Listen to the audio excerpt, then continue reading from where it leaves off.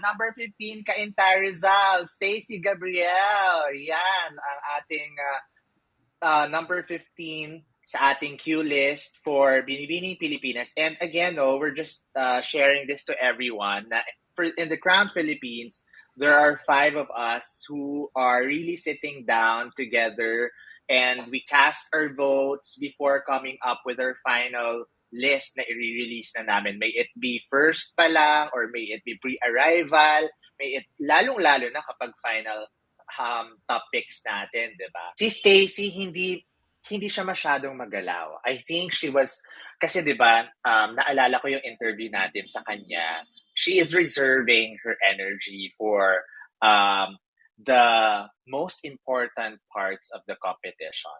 And she also mentioned that she's eyeing for the Miss Intercontinental crown, diba? So her walk during the press presentation may not be as may not be as fierce as the others, pero I'm sure meron siyang pinipeg eh. She's very classy. Yung sweetness ni Stacy nandun pa rin, pero she is present, diba? And this is the first time that I saw her yung bagsak ang buhok. Kasi most of the time during the events, she's always wearing a ponytail. She's wearing a red lipstick. And alam ko na pag-usapan natin to during our interview with her. So, sa mga ka-Qrown, if you'd like to go back to our interview with Stacy. Number 14 is the representative from Batangas, coming from the TCI camp. We have Ann de Mesa, Binibini number, ano bang Binibini number si Ann de Mesa part? 32. We also had parang an ambush interview with Ann de Mesa after the press presentation. And maraming nakakapansin, partner, lumulutang na ngayon yung kanyang resemblance kay Lara Kigaman. Mga ka-Qrown, if you'd like to go back and watch that video or ambush interview with Ann de Mesa representing Batangas, you can go to our YouTube channel and go watch that video. Ann de Mesa is facially beautiful. She's one of my personal favorites. Hindi siya, well, ito compared to her performance in Miss World, I think she's much more present here in Binibining Pilipinas. I think her experience in Miss World, in exposure in pageantry, added to her maturity in terms of how she approaches yung competitions like this. Hindi ko nararamdaman yung pressure sa kanya. Hindi ko nararamdaman yung gigil kay Ann de Mesa. At the same time, hindi ko nararamdaman yung hiya factor na meron siya parang no Miss World Philippines. Ano ba siya? Was Miss World the first competition she joined? I believe it was her first for international competition. So ibang Ann de Mesa na to. Her poses her poses were different, not just the normal parang hands on the waist. TCI's trainer is Ian Lawrence, tama ba? Yes. So, kapag si Ian ang nagte-train, alam naman natin that, alam mo yun, yung tatak Ian is yung cute, may fun, yan. At kita natin yun, nakita ko yun doon, na lumabas during Ann's performance on the press presentation. Partner. Ako naman, when I saw Ann move, when I saw her strides, no, definitely she was someone to watch out for. Ngayon kasi, I know that yun nga, siguro nung in-interview nyo si Shasha Mendoza, para medyo as katulad ni Stacey, nire-reserve pa yung energy for the biggest component, which is obviously the press presentation. And nakita ko na doon medyo bumulusok nga. In fact, when we shared some photos, when we did a curated photos of TCI, I personally wrote that caption wherein we can't wait for the force to come out. Talagang bubulusok pa yan. Kumbaga, yung nakita natin kay Ann and of course Diana Pinto and Shasha Mendoza during the press presentation is just the beginning. Syempre, bakit mo pa naman ilalabas ng slide ang baraha, yung mga baraha mo, when in fact you can show it pa further in the next competition. But partner, no, kasi there's always this, parang, there's a lot of people who are always on the fence na pag nagsinasabi niya, nagre-reserve ka ng energy mo. Yes. In fact, this is the opportunity. The press presentation is actually their way of finally showing what they have worked hard for. Hindi na this wasn't hindi ka na pwedeng pahiya-hiya moment doon. You now have to really show how you've improved in the course of, for argument's sake, the last 6 months that you've been training with your trainers for this. So definitely that was the opportunity, because partner, I believe, because the press presentation, we had judges there led by Lara Kigaman, and of course members of the Araneta board, of the board, so of the executive committee of Binibining. Doon tinitingnan na nila kung sino yung may potential to move to the next round. Mm-mm. Kasi syempre, may mga pa yan magkakaalaman, malalaman na natin ang fate nila on the 31st. So, and alam mo kasi dun sa interview natin, no, so sabi ko nga, maraming nagsasabi na may resemblance sila ni Miss Lara Kigaman. Na-realize ko, oo nga, meron siyang, she can also fit the Miss International prototype, diba? The sweet pero model-esque din na girl. Anne is also very well spoken. She's CPA, accountant pala si Anne de Mesa. So talagang, alam mo yun, yung background and her stamina because of her exposure in pageantry before. Talagang she will perform in the finals. Merong mga ganon na partner ba? Yung parang sabi mo nga, they're starting slow and then towards the middle of the competition, biglang bubulusok. And nakikita ko yun kay Anne de Mesa. Is she the flag bearer of TCI? Well, we can say she's really the flag bearer kasi syempre equal ang treatment ng lahat ng camps sa mga reps nila. But syempre, in terms of exposure, partner, we have to say that sa kanilang tatlo, she's the most exposed to the industry right now. Kasi syempre, I think nasabi ni Shasha sa inyo nung in-interview nyo sila that this is her first time in the nationals. And in fact, when we recently got to talk with Diana, she also said it was her first foray into the national, to the pageant world. So they're still learning the ropes, but they're really picking it up fast naman. So ayan. Number 13 natin is Bataan Ana Valencia. Si Ana Valencia, partner, hindi mo siya talaga pwedeng hindi mapansin. Number 1, height pa lang ni Ana. Number 2, yung Miss International na datingan din ni Ana, no? I'm not sure, partner, kasi parang kapag sinabing Miss International daw, parang nalilinya yung mga mestiza, mga matatangkad, mga maihinhin.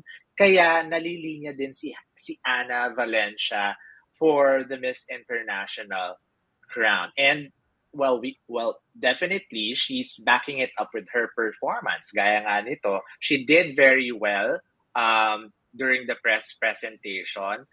Very classy. She's training under Kagandahang Flores, no, partner? Yes, that's right. And partner, Anna actually has a lot of experience as a model, no? Of course, it adds to the fact she's half German, so she's actually Annalena Valencia Lacrini. So she, if you she uses Anna Valencia, but she's Annalena Valencia Lacrini. She's and partner, I was fortunate to briefly chat with Anna. When you talk to her, she's very soft spoken. In fact, partner, I know this Sunday we'll be able to talk to Anna. You know what, partner? I even asked like some basic German words, no, German words from her. Like, we ever go to Germany, like how do you converse? So she was able to give us a couple, but unfortunately, it was still and no, because of the noise, it was we couldn't hear it much. But you know what? I am already assigning to my partner, like to maybe ask Anna to like do a little German 101 on Sunday on like how to converse in German if ever you go to Germany. Without she's very soft spoken, and I am a partner. There's a lot of things that I'm beginning to learn about Anna when Anna as she, in this journey of hers, because she's a girl that I couldn't help but love the fact that she loves horses. Loves horses. Um, of course, syempre, her accent. I mean, she did grow up in Germany, so there's a lot of things na, we really can't wait on Sunday, partner, to hopefully we can get Anna to like, give more details about her life growing up in Germany, and of course moving here to of course coming here back to the Philippines for quite some time. She's learning the language. She understands a bit of Filipino now, but definitely, there's a lot of things to know more about Anna, and definitely, partner, as a model, syempre, we can, and at the height, as you mentioned earlier, definitely she's somebody to watch out for. I mean, KF, led by Tito Raj, is definitely honing her walk. And of course, syempre, in terms of the styling, definitely, Ollie, Sarah, who's actually the stylist of Sila Maureen Montaigne, is also helping her on this. So definitely we will get to see a lot more of Anna. And Anna's already in a term of, very classic and very expensive True. looking when it comes to her True. styling. Oh. Number 12 natin is from Bulacan, Joanna Dai. That's Joanna Dai, diba? Or Yeah, Day? well, we pronounce it, when we got to talk to Miss, kasi ang pronunciation sa kanya, pag magkakasama silang tatlong Joanna, partner, Dai. Pero we call Miss Day. We call her Miss Day. So it, but we know it's Joanna Day. So, partner, why was Joanna in the top 15? Bakit? Anong meron? Ikaw, magkwento ka. Anong nakita mo kay Joanna nung press presentation? Joanna's very calm. Alam mo yon. Parang, I'm not sure, partner, correct me if I'm wrong ha, kung first pageant ba niya itong Binibining Pilipinas. If you're saying na first pageant na ang Binibining Pilipinas, it didn't show. Kasi itong babaeng to, talaga gano'n na. Every time na nakakausap ko siya, she just exudes that aura of a very relaxed, very confident queen. Kahit sa pagsasalita, hindi mo mararamdaman na ninenervyos siya sa harap ng camera or, hesitating to answer a question. More so during the press presentation, her walk is she's gliding kahit na naka-swimsuit sila. She's training under Aces and Queens, no? That's right. She's under Aces and Queens rather. Teka, before about Joanna, partner, one of the things that I've always been looking forward to Joanna, actually. Teka, di naman naman, hindi mo to sakmet. Papalipasin ko muna ang blowfish era ko. Ano ba yan? Momshi. Ayan. Nasa about Joanna, no? Aside from the calm aura that Joanna exudes, partner, no? Joanna, partner, without a doubt, has one of the freshest face in Binibining True. Pilipinas that we've seen so far. So, I mean, you couldn't help but fall in love with her face. I mean, I tried to set my biases aside, and she knows this, na I love her. I love her. In fact, I mean, I love reposting her photos. I love sharing her photos on my personal Instagram account, then on IG stories, no, na parang when you see her kasi, parang when you see her photos, partner, when, yung parang, you couldn't help but repost it na parang, parang ethereal. She has this ethereal beauty, so to speak. Kaya, gusto ko si Joanna. And definitely, when it comes to, I know that she did very, very well with her walk, but I know she's also still improving that walk, so to speak.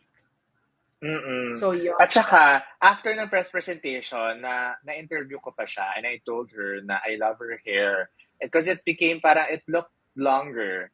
Kasi during the first the first months na na-interview natin siya, first times na na-interview natin siya, medyo maiksi pa yung hair niya. Maano naman, yung parang lagpas naman sa balikat. Pero when I Mm-mm. saw her well, she said she's wearing extensions. She looked more fabulous, I would say. Yun sabi ko naman sa kanya. So, alam mo, ang super nice ni Joanna kasi I feel like she's very open to feedback, no? And then she said na, sige po, I'll take note of that and then I'll tell my stylist na marami pong feedback about it. Yung hindi siya worried na what other people might say, but she is also very considerate of the feedback of the other people. And partner, just to add to that, no, when she did the Santa Cruzan, kasi I think her role was to be a good Samaritan, no? I think when I saw her with that costume, sabi ko nga, meron kami nga ni Donnie na sinasabing mga Mama Mary moments nung Santa Cruzan. And she was one of those na, sabi ko nun kay Donnie, Mom, tingnan mo naman si Joanna Day, yung parang, hindi mo, I mean, saying the Mama Mary moment, probably, maybe, over the top, but she exuded that I mean, it's a Santa Cruzan theme, pero she really looked like this, it looked like this the from a Mother Mary moment. May Mother Mary moment talaga siya nung day na yon, nung day na yon. Oh, di ba? So there. True. Ito na, partner. Completing the first 5 sa ating first QList is Porac, Pampangas, Cyril Payumo coming in at number 11. Hindi marunong sa Nawala na math, tayo. diba? Nawala na talaga. Ay, pinapakita ko yung buong ano. So, ito yung picture niya. Alam mo, lagi kong sinasabi na para siyang si Sushmita Sen. Oh, Meron siyang hawig kay Sushmita. And partner. she's also one of the yung mga tallest girls, diba? She's actually the one of the tallest girls, and partner, she isn't an international title holder for nothing after competing in Mutia. I mean, she won the Miss Tourism title. So I think personally, Cyril is a force to be reckoned with. She's considered a pageant veteran by many. So kung tumatahimik for a while si Cyril, partner, ngayon, she picked at the right time wherein she really showed yung, kasi people were saying parang tahimik siya, but Totoo. now, wow, she was definitely, she definitely showed who she was on that day during the press presentation. Totoo yan, partner. And I think, mas nag-tone pa siya ng katawan, ha?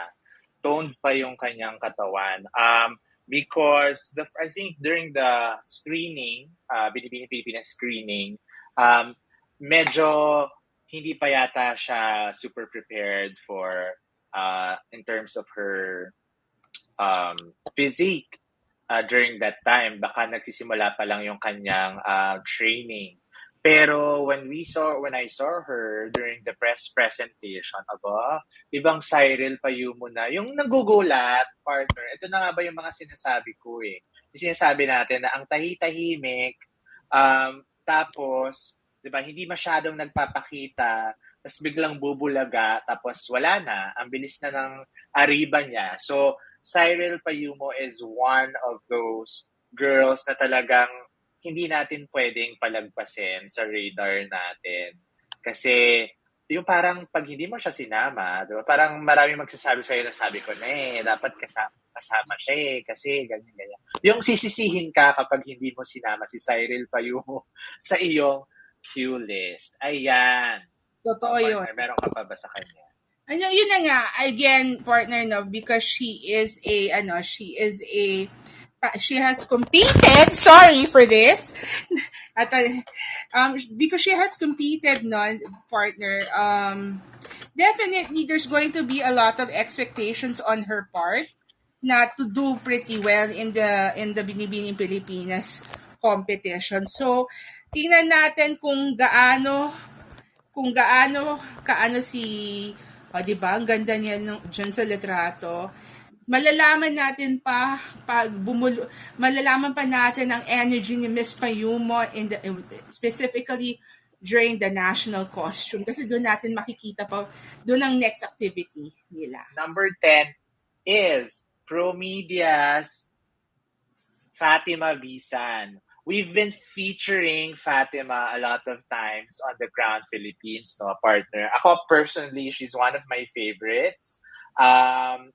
Super sexy, super nice, and whenever you talk to her, walang dull moments. Kumbaga parang as an interviewer, di ba, we're always expecting for our interviewees to kumbaga initiate giving out information, details, yung hindi madamot sa information. And when we did our interview with Fatima, yung solo niya, and then the group with the other pro media girls, talagang I was very stunned as to how she's handling Q&As. So I was not surprised that Fatima performed during the press presentation. She was wearing a ponytail na mahaba ang extensions, and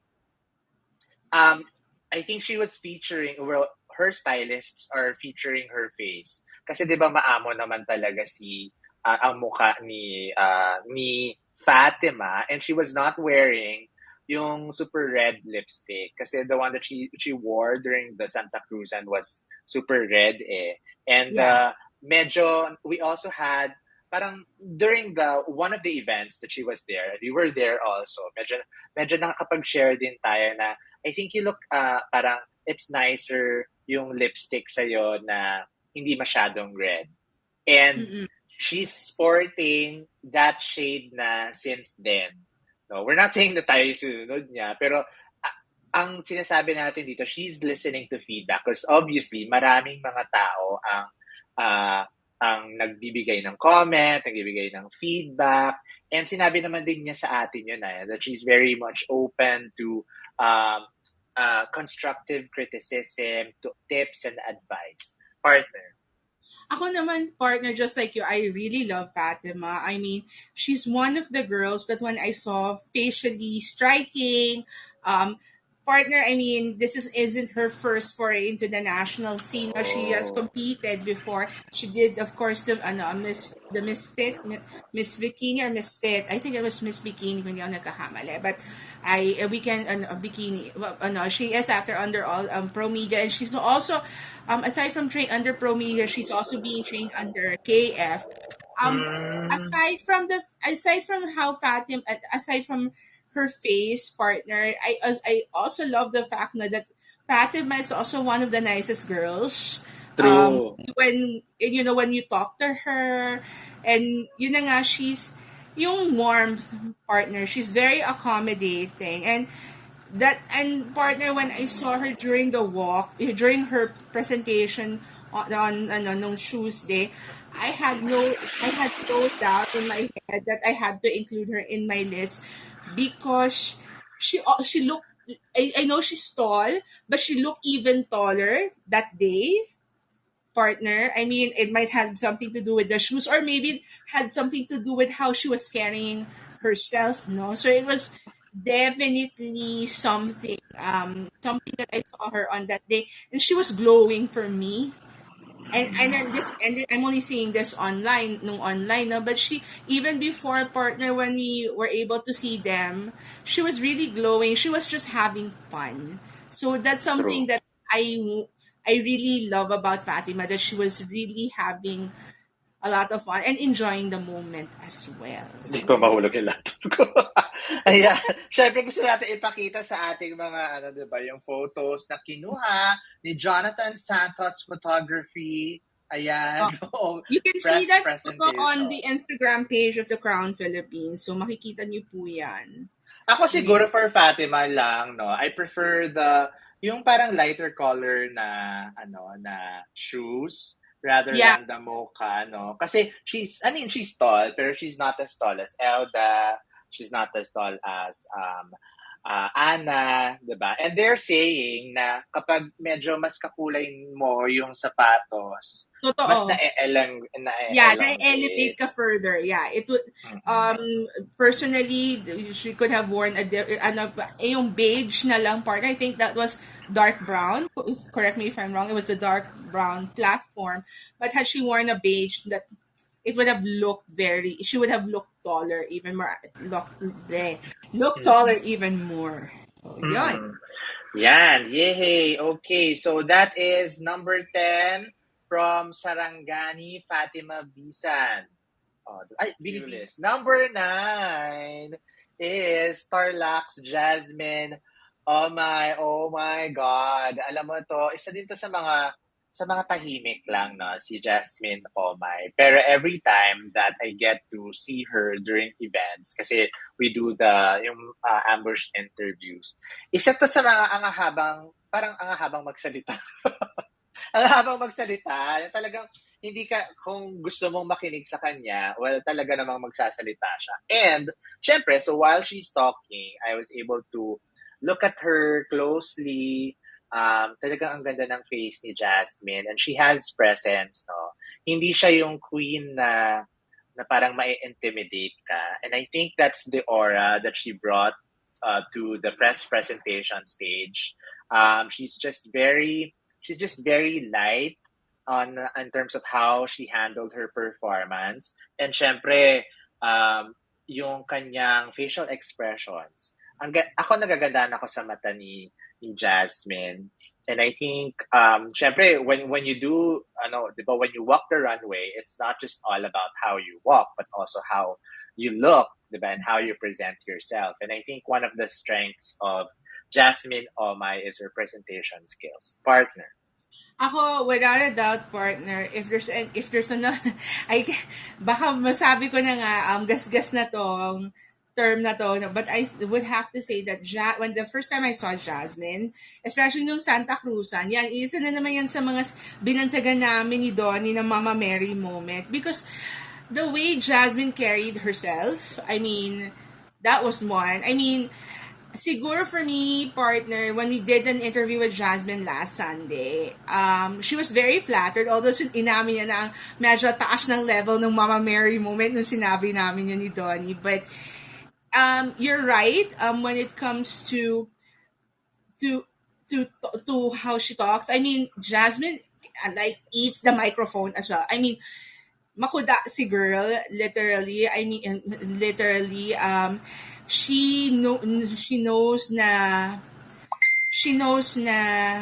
how to present herself on stage. Hindi lang puro ganda, So grabe, sobrang siya,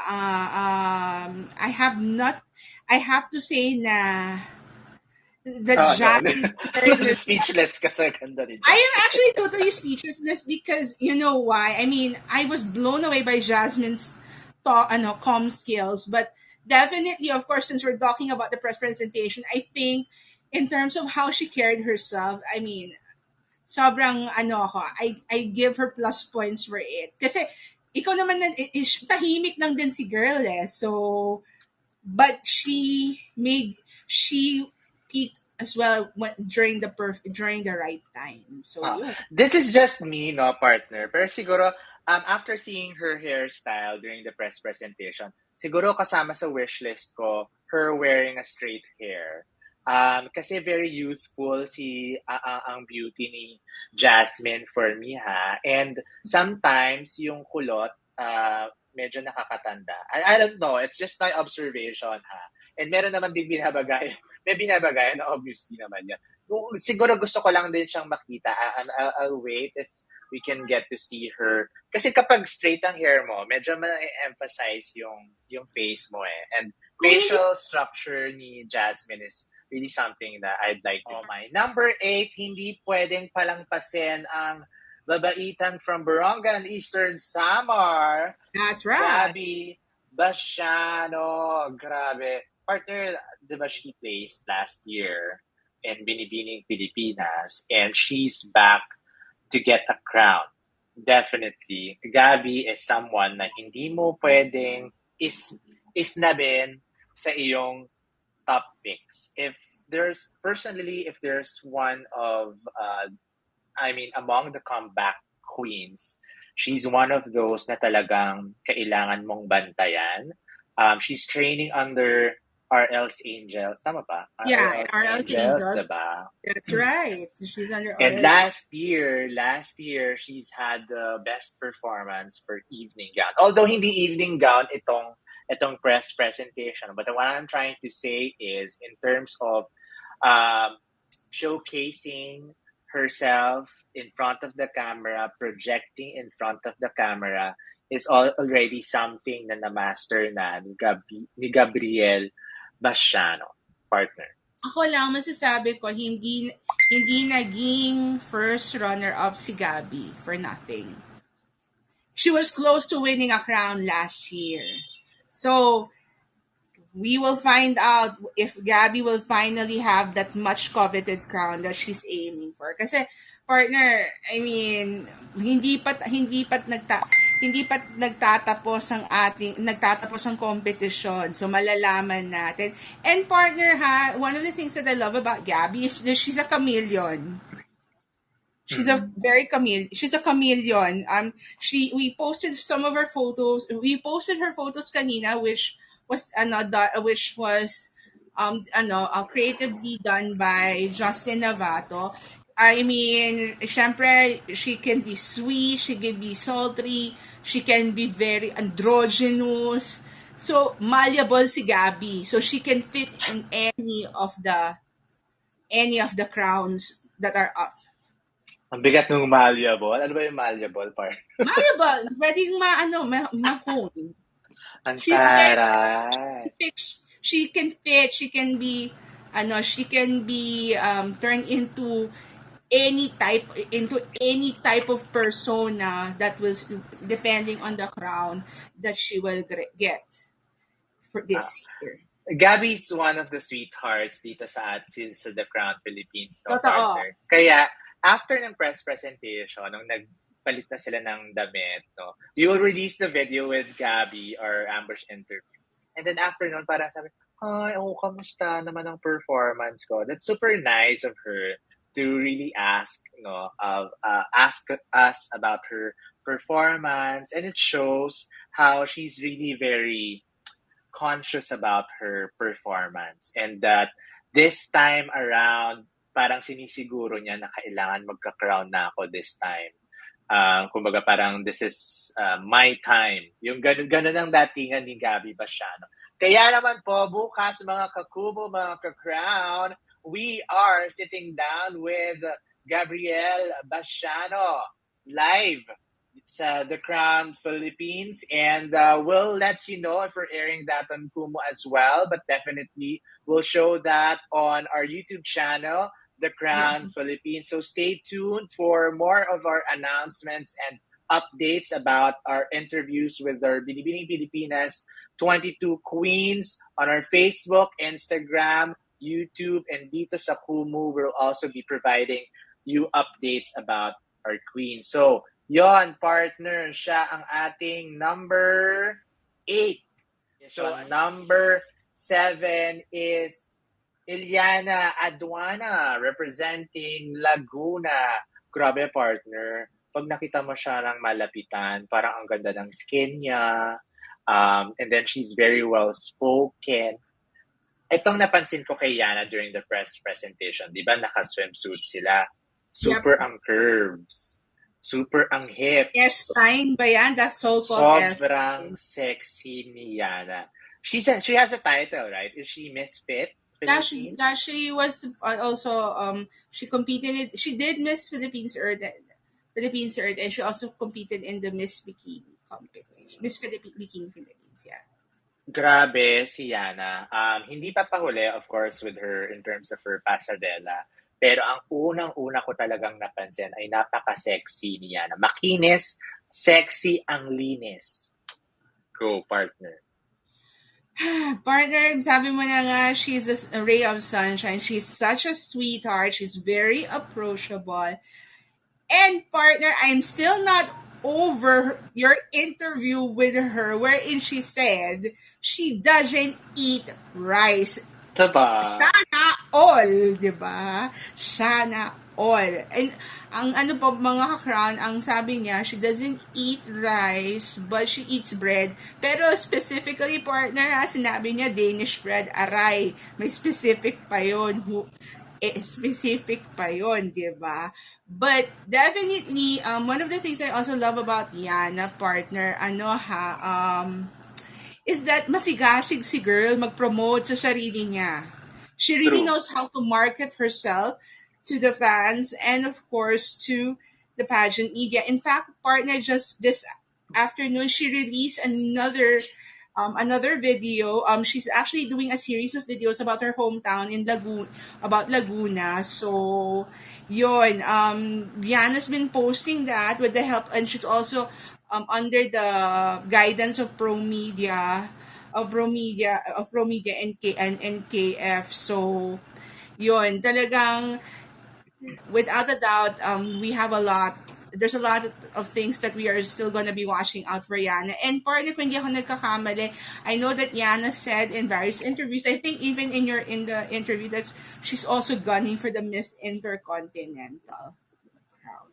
So, Yes, pero dahil sa maraming nakakakita partner ng kanyang glowing skin, nililinya din siya sa Miss International, 'di ba? Kapag makinis talaga sa Miss International, nilalagay, no? Yung parang talagang glowing, very youthful, yan ang mga nililinya sa Miss International. And so, mga ka-Qrown, if you want to get to know more about Diana Adwana, we also had our live interview. We also had our one-on-one interview with Yana Aduana on the Qrown Philippines. You can go to our YouTube channel, the Qrown Philippines, so you can go back and mas kilalanin pa po ninyo ang mga Binibining Pilipinas candidates na na-interview namin. Every week, we are releasing our interviews, mapa online interview ba yan, mapa face-to-face interview or mapa-ambush interview man yan, release, nandun po yan sa ating YouTube channel, The Qrown Philippines. And we're also starting to put more videos here on Kumu, yung mga clips po natin. So please watch out for our videos here on Kumu. That's only from The Qrown Philippines. Ayan, grabe. Number 6, completing our second cut partner. Eto, grabe, super proud ako sa kanya. Super talaga, kinikilabutan ako sa performance niya. Is Angona Rizal, Herlene Nicole Budol. Grabe, number 6 natin si Nicole, si Herlene, partner. Masasabi mo? ako partner, there's no, without a doubt, no, na I think Nicole Budol deserves to be in our top 6 kasi definitely performer si girl. I mean, hindi naman nagho-ho siya, marunong siyang sumayaw. As in, she's a total performer. No talent competition pa lang, partner, binigyan na niya tayo ng patikim, 'di ba? I mean, the way she carried herself, and definitely hindi ko rin talaga maalis si Herlene. Well, we call her Nicole because she uses Nicole Budol in the competition. Na she's definitely a performer. She's definitely somebody who could surprise us. And I think she continues to actually she's already surprising us even more every day with how she improves. I think we had an interview with Tito Raj and Sergio recently, and they were very, very proud of the improvements that Nicole went through, because imagine mo in a span of what, partner, close to like 5-6 months, that was a real transformation, ha? Partner, tayo ang unang nakapansin at nag-air out na she looked like a Miss Venezuela during the press presentation. The hair, it's bigger than the usual hair, of course. The makeup, yung mga pilantek, partner, marunong na siya ngayon yung ganyan. May ganun na siya ngayon. Na, Hindi exaggerate, no? Hindi siya, oo. Hindi eh. During her own press presentation over the weekend, syempre nagpakita din siya ng rampa. Pero she's a better walker, meron bang ganong term? Better walker, better pasarela during the press presentation. So, talagang sasabihin ko na maraming bala si Nicole Budol. Naaalala ko tuloy yung statement niya na, bakit bakit po bash kayo ng bash sa akin? Ba't hindi niyo na lang po ako bigyan ng pagkakataon? Lahat naman pwede, di ba? Bawal ba ako maging beauty queen? Parang ganun yung dating niya eh. And she's proving a lot of people wrong right now who told her that she can't do it.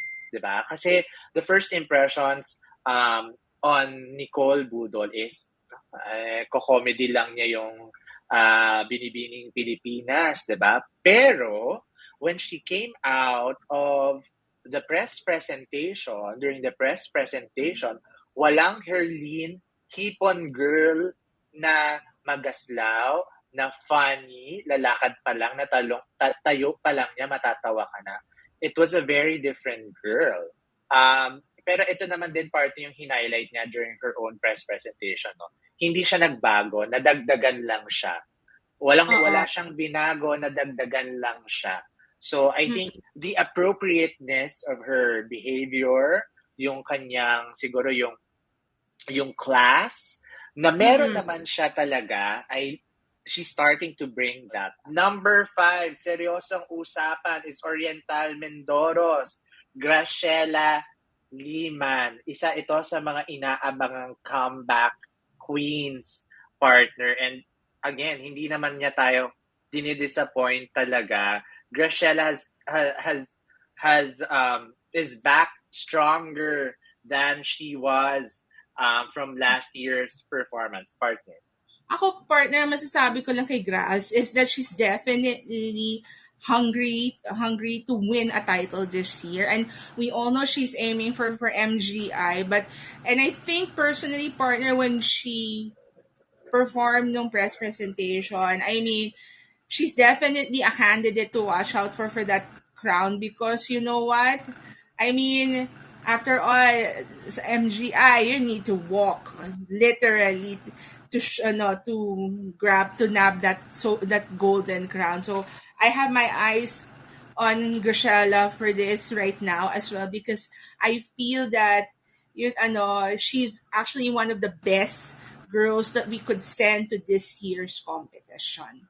And she's getting more attention now, partner, because of the national costume, That's diba, right. na pinakita. So, The minsan, Tikbakan costume by Paolo Ballesteros. Although hindi kasama sa official scoring ang national costume, as we said earlier, pero it adds to the impact ng girl, diba? Kasi you can see how she has prepared for her journey.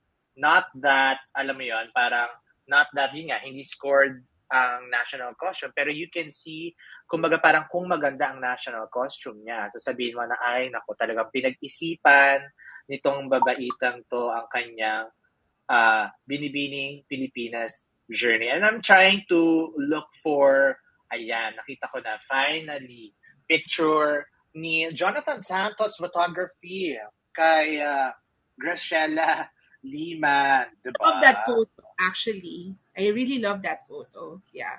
Grabe, diba? Okay, so before we reveal yung ating last 4 spots, no, partner, we also need to give a shout out sa mga bubbling up.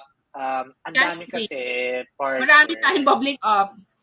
Oo. Please do the honors, partner.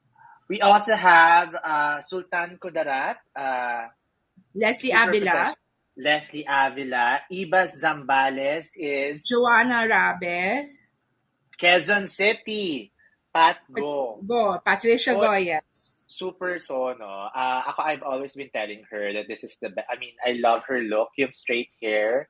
Tapos, ang rampa din niya ng press presentation. Kakaiba. She's a different Patricia Go from the Miss Universe Philippines candidate That's that we right. interviewed. Nueva Ecija Yeah, is Diana Maki, Diana Maki Albay, Ja- Jasmine de Mapulangan, Marabut Western Samar, Natasha Jung, oh, Mexico Pampanga. that's Isabella David, Lala Vinzon. Oh, okay. Isa din yan sa inaabangan ng marami, di ba, Lala Benson? And another bubbling up on our list is Davao del Sur. Si Elda, that's right. Oh, okay. Wow. Grabe, partner. Ang lakas ng Pro Media. Did we get all of Oo. their girls? Yes, I believe we posted all of their girls so far because the next girl that you're about to announce at number 4 is actually under Pro Media. Yes. Number 4 is Roberta Tamondong representing San Pablo, Laguna, Binibini 40. Partner, hindi na nakakapagtaka na Roberta's landing on the top numbers or the top spots sa ating QList. We have observed Roberta since she has joined Miss World Philippines, since she got that international title of Miss Eco Teen International, no? And she's not disappointing anyone sa performance. During the press presentation, she wore a straight hair that just added yung more confidence, more power kay kay Roberta. Si Roberta, pag lumabas pa lang siya, pag tumayo pa lang siya, alam mong she means business. Yung, alam mong kahit madulas, kaya niya pa ring ilampaso yung kanyang mga kakompetisyon. And she's a very reliable girl to entrust anyone. Ako as early as now, personally, this is my opinion. She's one of the girls that who's very reliable for us to entrust one of the titles for Binibining Pilipinas. Totoo yun.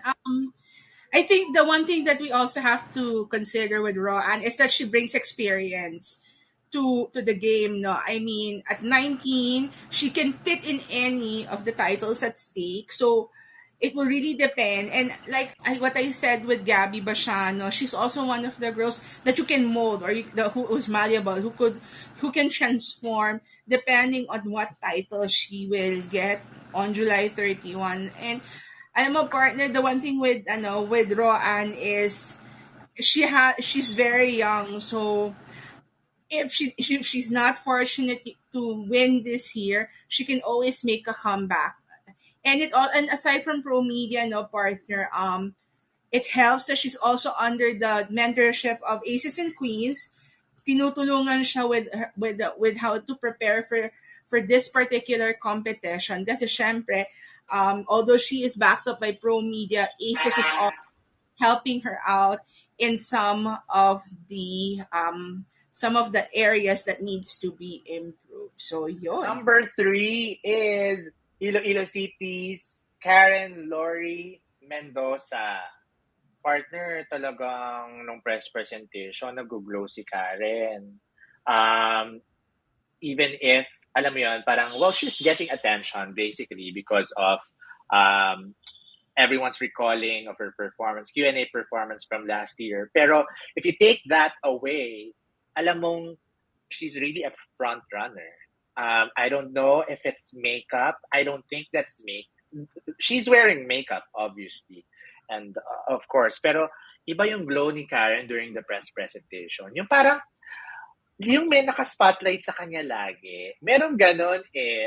I don't know kung ako lang yung nakakatingin ng ganon na parang for a girl, sometimes parang ang dilim ng aura niya, sometimes ang dilim ng vibe niya. Minsan naman parang sakto lang. Pero kay Karen, when I was watching her walk dun sa runway. And even, kahit na nakatayo lang sila, nakapost lang sila mga binibinis, parang meron siyang sariling spotlight na talagang madodraw ka sa kanya na tingnan mo siya na ang linis-linis, ang puti-puti niya. Yung parang yung nagbi-beam na ganon. Ganon ang tingin ko kay Karen. So, I think that's the reason why she placed really very high on our first few list partner. Ako, partner, I mean, let's be all honest here that Karen is actually one of our sentimental favorites for this year. We want her to win a crown, and we all know the crown that she wants badly since last year naman, which is the Miss International Philippines crown. I love for Karen to win this year, but also, partner, we also have to be very realistic that the Q&A will depend, age will come into factor. I mean, sasabihin sa akin, sasabihin naman sa atin na hanggang 28 naman po ang Miss International. You have to remember that Hannah Arnold will be competing this year, and next year po magre-represent ang mananalo for Oh, this year's competition. So, Karen's 26, turning 27 now, this coming year, if I'm not mistaken, from the last time that we were able to talk to her. So there's a little bit of a slight alanganin factor, but we're not the judges. It will be up to the judges and to the executive committee to iron this out. So dahil hanggang 28 ang Miss hanggang International. 28 ang Miss International. But if you're, kasi partner, on a personal, on a personal opinion, I personally feel that when you're 27 and you're aiming to be Miss International Philippines, medyo alanganin na ng slight kasi parang you're pushing it sinasagad mo na, but who knows, diba? I mean, we're not the judges here. We're just pointing out some possible hiccups along the way that Pero needs. pasok pa rin if Pero pasok pa rin mag-28 siya. siya. But again, because Hannah's gonna compete this year, next year pa magko-compete yung kung sino ang mananalo na Miss International Philippines this year. And Yes, yun. number Alright. 2 na tayo, partner, is Tacloban City's Chelsea Fernandez. Grabing performance. Ito, partner, kahit saan mo ilagay, ma-Miss International, ma-MGI, ang lakas ng laban natin, no? Yung performance niya during the press presentation never ran out of energy and beauty na talagang kailangan. Kung merong spotlight si Karen Lori, meron ding pa spotlight itong si Chelsea Fernandez. Kaya naman, na-observe din natin, partner, na right after the press presentation, isa si Chelsea Fernandez sa mga hinahatak lagi ng media. She is everywhere. Interview sa ABS, interview sa GMA, interview sa um, pageant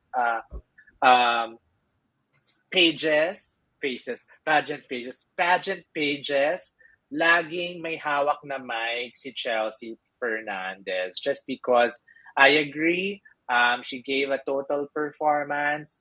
May pilantik na nakita natin kay Herlene Budol. May spotlight din siya na nakita natin kay Karen Mendoza. Meron din siyang command na nakita natin kay Qrown. At meron siyang veteran exposure na nakita din natin kay Graciela Lima. Partner. And before we go further, partner, nagko-comment lang ang ating Sokmed. Malapit na po. Malapit mo nang ipopost yan. Malapit na. Papunta na tayo sa exciting part. Moms. Okay? So, don't worry. Okay. Going back to Chelsea. Partner, Chelsea has a lot of experience as well. I mean, she competed in Miss Philippines Earth. She also did Miss Bikini Philippines. Those exposures actually helped her in preparation for this big step once again to the nationals. I mean, Chelsea is actually considered a pageant veteran by standards, and I think, partner, what I couldn't help, I read some of the comments about Chelsea's performance as well. No, Yes, moms, magka-partner kayo, magkamukha kayo ni Chelsea, okay? Abangan na, Aabangan namin, ha? abangan namin Yes. yan. Anyway, Chelsea partner, I read some of the feedback as well from our other media colleagues, no, that lumalati na si girl that day. And True, true. the way she walked, the way she made her pose, she posed for the cameras. I mean, without a doubt, I mean, she's really showing her her skills as a contesera, ika nga. And we have a lot, and we haven't seen the last of Chelsea Fernandez just yet because madami pang activities talaga tayong aabangan. And partner, isa din si Chelsea na, yun na nga, call it what you want. She's also, she can also transform. She can be molded into whatever crown that she's aiming for, whatever crown is at stake that she will win. And of course, then ayun na nga, she also has one of the most stunning faces in Yes. Binibini. So, of course, we all know, ginasgas na natin lahat na the Bardagulan is literally real. So, malalaman natin talaga ang fate nila. And of course, Chelsea is also under the mentorship of Pro Media and of KF. So, we can't wait what's in store. So what's in store once we see Chelsea back on stage on July 16 when they do the Jag, Sheen, and national costume. So there. Hernandez. Ito na, And i-reveal na natin ang number the number one one. partner And the number one is is no less than partners. Zambales! CJ Opiaza. Grabe, partner. Siya ang ating number one. And ito yung pinag-uusapan natin kanina pa lang. Kaya medyo may significance yung inattendan mong event ng Binibini. What do you call that again? The Anong type? ad-lib dance session. Okay. Actually, it was CJ who won the Best Dancer Award during the ad lib competition. And we posted the videos. No? There's videos of her doing the Amakambungera Mm-mm. choreography. Now, partner, if there's one thing that I've noticed about CJ's from that time is that definitely it was a preparation for what she was about to do in the press presentation, which we actually saw on Tuesday, because CJ may be quiet in the beginning for many people, but when I saw her move during the ad lib, I already knew that she was somebody that we really had to watch out for the press presentation. And truly, she truly commanded the attention. And partner, it's not only us who actually put her as a top pick for the press presentation, because a lot of the fan pages put CJ as number one because of how she was able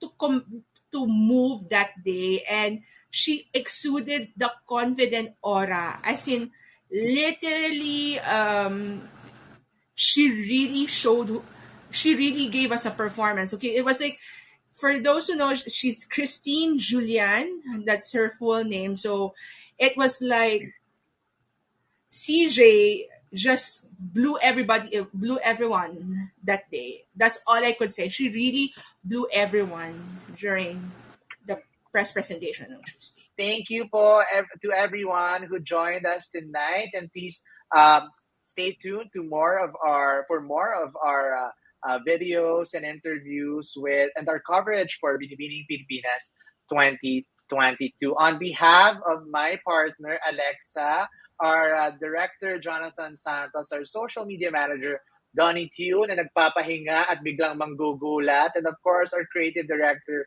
Romel. This is Christian. Thank you, community. This is the Qrown Philippines, and we'll see you again on another live stream here on Kumu. Thank you. Good night, Bye. everybody. Good night. Bye, partner. Bye.